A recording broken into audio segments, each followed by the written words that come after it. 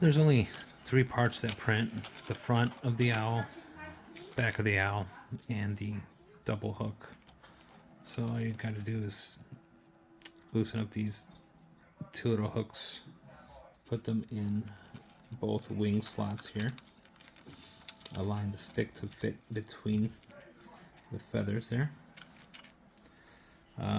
If I'm gonna put command strip it on the wall, but if you wanted to use screws, you could put the screws here.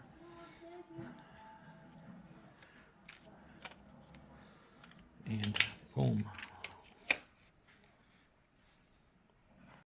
Alright, so put these little owls together. They're supposed to go on the wall. You're supposed to put your keys in this little hook, and the weight of the keys makes his little wings pop up.